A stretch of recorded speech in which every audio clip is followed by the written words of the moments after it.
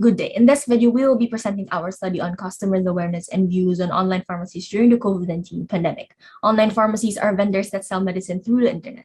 They are pharmacies that have expanded their services online to make it more convenient for consumers to purchase their medications. Since the announcement of COVID-19 as a global pandemic by the World Health Organization, these types of services have emerged as a popular way to purchase medication amid serious public health concerns. A published report by the Infinium Global Research Group predicted that the global online pharmacy market would grow to a compound annual growth rate of 15.3% over the forecast period of 2020 to 2026.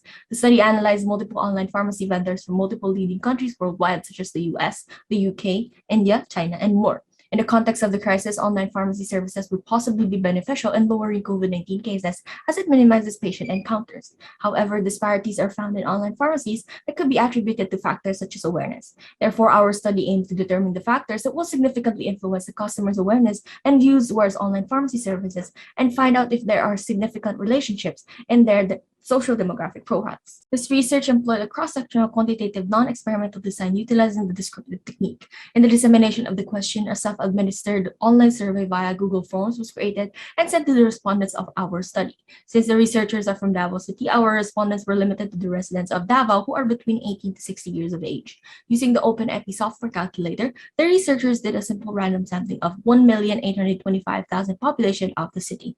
At a 95% confidence level, the minimum number of respondents for this research is 385. Ultimately, the researchers garnered 439 responses that were used, analyzed, and interpreted in the study. The questionnaire was disseminated through multiple social media platforms. The 33-item questionnaire evaluated three consumers' demographic variables: age, gender, and monthly income, their awareness of online pharmacies, and 4 variables related to their views, acceptance, safety, practicability, and advantages for the community during the COVID-19 pandemic. Value-added services were also added to determine the specific services that the consumers wish to see in an online pharmacy. The survey results indicated that most of the respondents were 18 to 29 years old. So the distribution of females and males signifies that females outweighed male respondents for this survey. Meanwhile, the average monthly income indicates that most of the respondents for this survey belong to the middle class group. However, the gap in monthly income ranges was not too distant. On the subject of awareness, we can see that most of the participants had an idea on the concept of online pharmacies, which is 66.51%, although the majority have not utilized them before, which is 88.16%, nor they were aware that it existed in Davao City. So the results of our report coincide with other studies by Ndem et al. From Nigeria and Sa et al. From India, stating that awareness directly affects utilization. For the respondents' views on online pharmacy, there were 4 areas considered: customer acceptability, the practicability of online pharmacies, safety, and its advantages. So regarding acceptability, it was clear that most of the respondents answered in an affirmative way, an inclination that respondents are generally accepting of the services offered by online pharmacies. So, the overall positive acceptability of online pharmacies in our survey could be influenced by this time of pandemic, as people are finding solutions to continue healthcare in this time of contagion.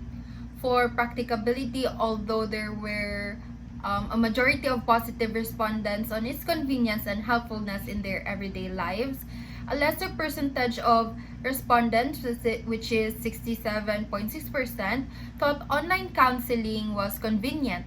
So it could be possible that the reasoning behind this is that counseling is not an established pharmacy service in the Philippines. So based on the data, it leans more on the consumers or the customer's convenience. But in terms of safety, most respondents were concerned about transmitting their data online, especially regarding their privacy when dealing with online pharmacies and about receiving wrong or fake items from online pharmacies. So this might be why only 11.84% of the respondents were utilizing the services of online pharmacies when asked regarding their awareness. So consumer privacy concerns surfaced as a barrier along with the security. Due to these vulnerabilities, a perceived lack of trust or inadequate security can harm consumer perception on online health portals.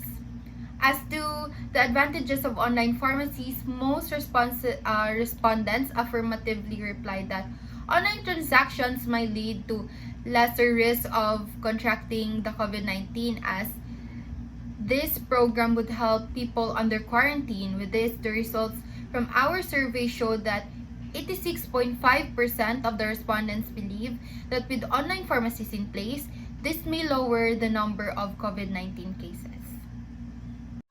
The most requested value-added service that the respondents wish to have in an online pharmacy in descending order is the availability of their service at any time, followed by a mobile phone application, doorstep delivery, customer support, patient monitoring on drug therapy, patient counseling, and finally, pickup services. In patient counseling, the respondents mostly want to discuss the side effects of the drugs, proper dose, and drug interactions with the pharmacist. Using binary logistic regression analysis and chi-square tests, the researchers have arrived at these results. Answering our research question, is there a significant relationship between the socio-demographic variables and the awareness and views of online pharmacies in Davao City? First, with the p-value of 0.002, it could be said that there's a significant relationship between the age and the awareness of online pharmacies. This means that the greater the age of the respondent, the more aware they were of the services offered by online pharmacies. Second, with the p-value of 0.021, there's a significant relationship between the income and the awareness of online pharmacies. Our research found out that those in the 12,000 to 24,000 income bracket are the most aware of online pharmacies. A study by Brown and Lee claimed that income is indeed a factor for awareness. However, in contrast to their study, they highlighted that those with a mid to high income are the most aware of online pharmacies and utilize it the most. Third, when it came to the income and their view on the safety of online pharmacies, with a significant claim, those with a higher income view it as safe the most. The same can be said with the last significant relationship between our respondents' income and their acceptance. Our research claims that those with an income of 82,000 and above, or the highest income, are more accepting when it comes to online pharmacies. As you could observe, there's a generally high acceptance for the population, but it is with a significant claim that, again, those with an income of 82,000 and above have the greatest acceptance. To conclude, the results of our study has shown that online pharmacies are generally viewed positively in regards to the customer's acceptability, practicability, and viewed advantages during the COVID-19 pandemic. However, the service is very underutilized since residents of Davao City were not even aware that online pharmacies existed in the first place. To counter the overall lack of awareness, public awareness campaigns must be upheld to ensure that customers and other potential benefactors are made aware of the existence of online pharmacies so that it may become a legible healthcare service, especially during this pandemic. Furthermore, there is also a need to address safety concerns regarding online pharmacies, as despite majority of the respondents believing that online pharmacies are safe in general for about 88.8%, there is still a huge number of participants who are concerned about the risks associated with online pharmacies, such as receiving the wrong items and other issues regarding their privacy. A standardized approach to service provision as well as the development of regulatory framework would improve consumer confidence online. That is all for our report. Thank you very much for tuning in.